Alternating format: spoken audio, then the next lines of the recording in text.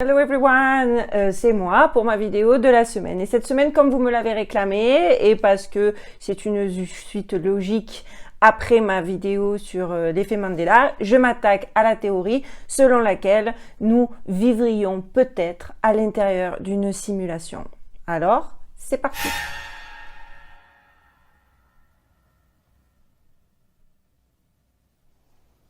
This is the construct. It's our loading program.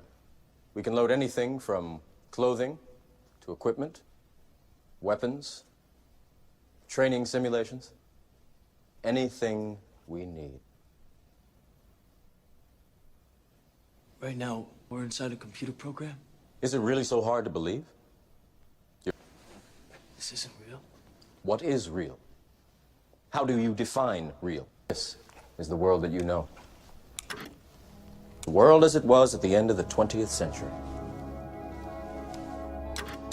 It exists now only as part of a neural interactive simulation that we call the Matrix.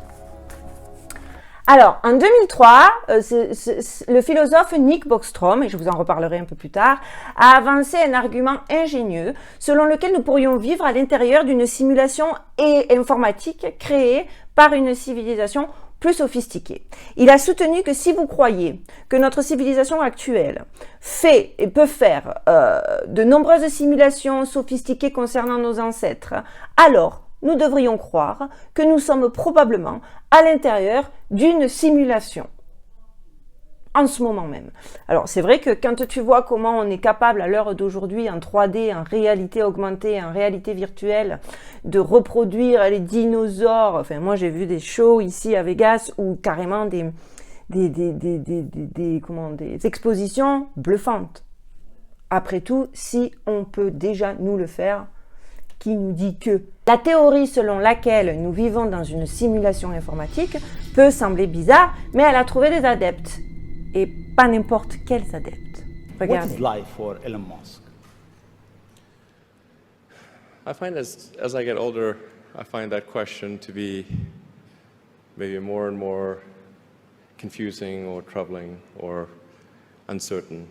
I think particularly when you see the advancement of something like video games. You know, like say 40 years ago, you had video games. The most advanced video game would be like Pong, where you had like two rectangles and a dot, you know, like batting it back and forth. But now you can see a video game that's photorealistic, almost photorealistic, and millions of people playing simultaneously, and you see where things are going with virtual reality and augmented reality. And if you extrapolate that out into the future with any rate of progress at all, like even 0.1% or something like that, a year, then eventually those games will be indistinguishable from reality. They'll be so realistic, you will not be able to tell the difference between that game and the reality as we know it. Well, how do we know that that didn't happen in the past and that we're not in one of those games ourselves? And this is a game? No, there's a 1 in billions chance that this is base reality. Oh, okay. What do you think? Well, I think it's 1 in Donc, billions. en même temps, 480 000 milliards de planètes, c'est les chiffres officiels que nous avons à l'instant T. Nous ne pouvons clairement, décemment pas avoir l'arrogance de penser que nous sommes les seuls dans l'univers, non? La finalité de l'univers, c'est quand même pas la planète Terre, surtout quand on voit ce qu'on en fait. Please. Enfin, moi, perso, c'est d'une logique indiscutable. C'est-à-dire, moi, personne, les gens qui viennent et qui me disent « Non, je crois pas aux extraterrestres. » Parce qu'extraterrestres, et les gars, on n'attend pas à voir débarquer E.T. Hein. On ne dit pas que l'extraterrestre, il a 3 yeux, 6 bras. Non. On dit que extraterrestre, hors de la Terre. On dit qu'il y a autre chose. Alors, les débilos, excusez-moi, mais à force de lire des commentaires de merde, j'ai un peu la haine contre les esprits étroits. Excusez-nous, mais si tu crois que toi tout seul, le grain de sable suspendu à côté du soleil, t'es débile, c'est toi qui es débile. Bref, donc Si on se réfère à l'évolution de notre propre planète, en particulier de combien en 40 ans humains on a fait un bond technologiquement, quand tu penses à tes grands-parents qui avaient la télé en noir et blanc, qui se sont tapés les fesses par terre quand le premier mec il est allé sur la lune, qui téléphonait de la rue d'en bas avec une truc, et aujourd'hui, excuse-moi, mais nous avons fait moi je vois mon fils jouer à des... La dernière fois il m'a mis le VR, j'ai cru que j'étais à l'intérieur du game, ça m'a choqué. Moi je peux te dire qu'on a fait un bond incroyable, du jamais vu dans toute l'histoire de l'humanité. Du coup je me dis, il n'est pas tant impossible d'imaginer qu'une planète similaire à la nôtre, mais à des années-lumière d'avance, ait pu créer des choses que nous ne sommes même pas capables d'imaginer. Car la probabilité, encore une fois, que nous soyons la planète la plus évoluée technologiquement de toute l'histoire de l'univers est quand même extrêmement improbable. Non, vous pensez pas? Parce que moi, ça me semble assez évident, quoi. Assez indiscutable même. Bon. Il est quand même infiniment plus probable que sur 480 000 milliards de planètes en 13,8 milliards d'années-lumière, il y a eu au moins une période, allez, on va dire de 1000 ans, où la technologie s'est développée au point d'arriver à des technologies hallucinantes, telles que des ordinateurs hyper puissants, capables, voire infiniment puissants, capables de créer des simulations. Ça me semble pas tant, au final, quand on y réfléchit, échevelé, voilà, moi je dis ça se tient. Ces dernières années, en plus, il y a des scientifiques qui se sont intéressés à mettre cette théorie à l'épreuve. En 2012, inspirés par les travaux du fameux professeur Bostrom, des physiciens de l'université de Washington ont proposé une expérience empirique de l'hypothèse de la simulation. Les détails sont complexes, mais l'idée de base est simple.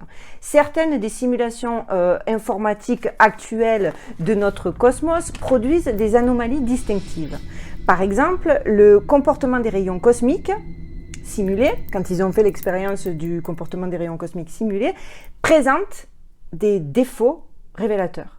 En examinant de plus près ces rayons cosmiques dans notre univers, ils ont détecté, les physiciens, des anomalies comparables à des anomalies dans un langage informatique codé, fournissant peut-être éventuellement le début d'une preuve, comme quoi nous serions effectivement à l'intérieur d'une simulation. Des expériences similaires ont été proposées en 2017 et 2018 par le professeur Smoot, et qui carrément, lui, a déclaré « Vous êtes à l'intérieur d'une simulation et je vais vous le prouver. La physique peut pour le prouver. » Alors, il a donné des exemples récurrents comme effectivement les effets Mandela. Si vous n'avez pas regardé ma vidéo, je vous mets le lien dans la description de celle-ci. Les sensations de déjà-vu, les glitches. Alors, les glitches, c'est des couacs, les bugs. Je vous mets des vidéos pour vous expliquer. Les glitches, c'est maintenant.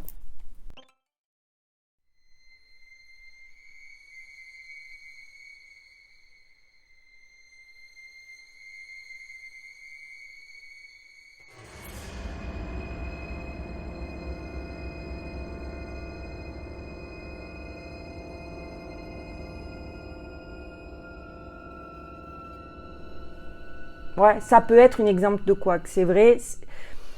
C'est vrai, on a tous un jour ou l'autre des sensations étranges où on les met vite dans un tiroir dans notre cerveau en se disant « Oh, c'est un effet d'optique », on trouve toujours une explication qui nous rassure et qui surtout qui se conforme à la logique préétablie sur notre terre, mais avouez, il y a des trucs bizarres. Alors, pourquoi ne pas imaginer que des humains puissent être avancés technologiquement au point de créer une simulation? Encore une fois, ça ne me semble pas être du délire, parce que notre technologie d'aujourd'hui s'approche de plus en plus d'une intelligence artificielle indépendante et consciente.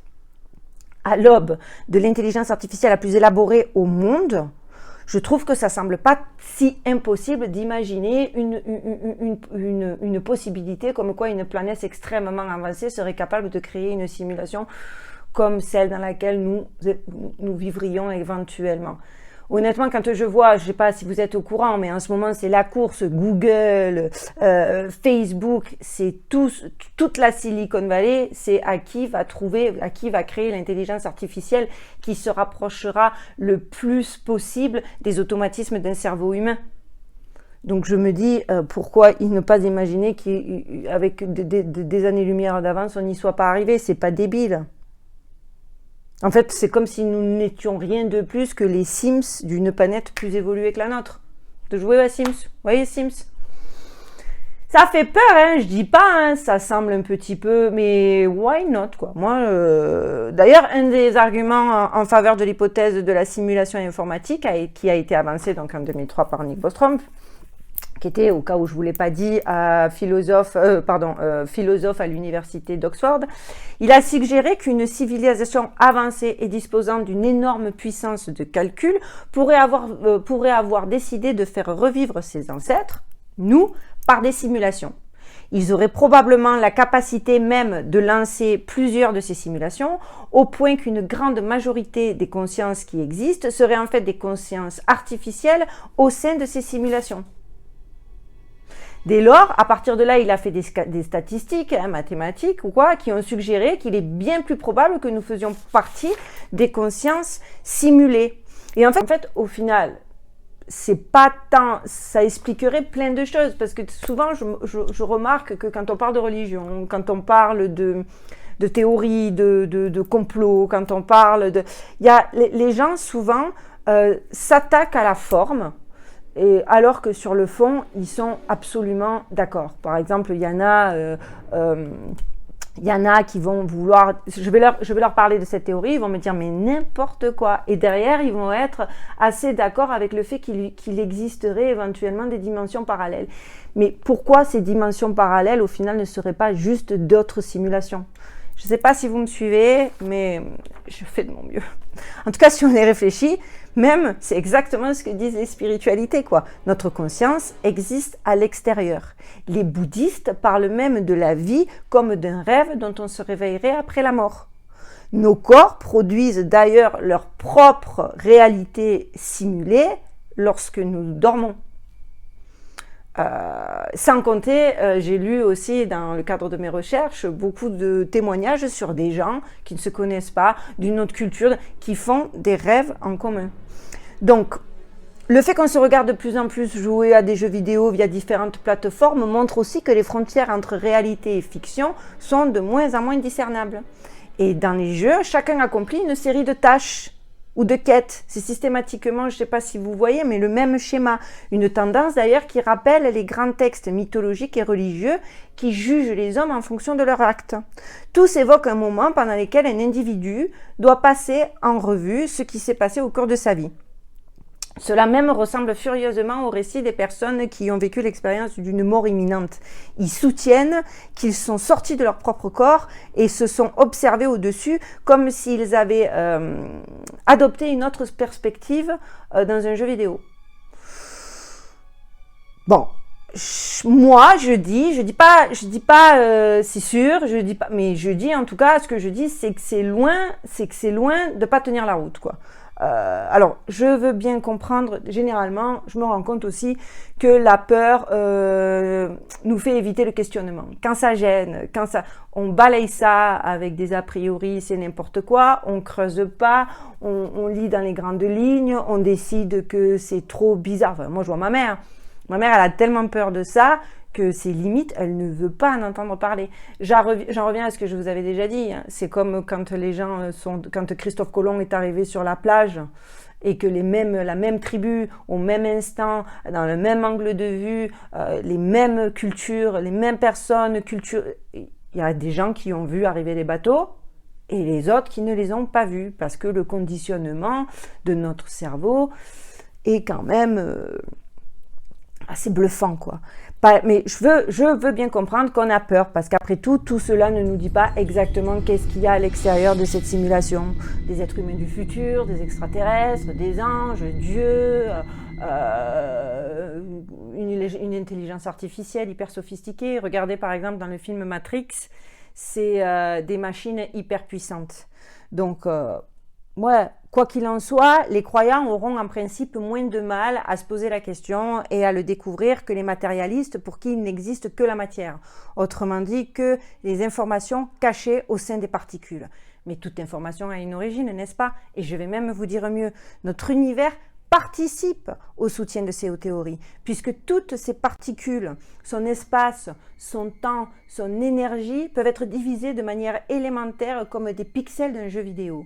De plus, le mécanisme qui gouverne notre dimension a un comportement profondément mathématique. Regardez, la suite de Fibonacci, le nombre d'or, tous les jours on entend que il n'y a pas de hasard, que la création ne peut pas être issue de hasard parce que mathématiquement, les chiffres parlent en la défaveur de cette possibilité. Donc pour moi, ça c'est un gros point en faveur de cette théorie. Beaucoup d'éléments ramènent donc, selon moi, à la possibilité que nous nous trouvions dans un univers virtuel. J'espère que cette vidéo vous aura plu, j'espère que j'aurais pas été assez brouillon parce que comme je vous le dis, c'était compliqué pour moi parce que je suis pas très maths, sciences, etc. Mais j'ai trouvé ça passionnant. J'espère que vous m'aurez suivi, que ça vous a plu. N'hésitez pas à me le dire en commentaire. Pour ma prochaine vidéo, on m'a suggéré, enfin même on m'a demandé si je pouvais regarder de plus près l'histoire du coronavirus. Je suis pas convaincue parce que moi je suis une grosse hypocondriaque, il suffit que je commence à regarder et je vais croire que je l'ai. Je sais ça a l'air idiot mais je regarde même pas Grey Anatomy pour vous dire et les séries de ce genre. Donc écoutez, à moins que vous me le demandiez, n'hésitez pas de me le laisser en commentaire. Bien sûr, si je m'intéresse au cas du coronavirus, ce sera pas sur le même angle d'approche que tout ce que vous avez pu voir jusque-là. En tout cas, j'espère que ma vidéo vous a plu. N'oubliez pas les petits pouces bleus, ça encourage de ouf. Abonnez-vous en cliquant sur le petit onglet Subscription. Et n'oubliez pas de cocher la petite cloche pour avoir les notifications quand je poste une nouvelle vidéo. Je vous souhaite un excellent dimanche, une merveilleuse semaine et je vous dis à très bientôt. Surtout n'oubliez pas, comme d'hab, stay safe les amis.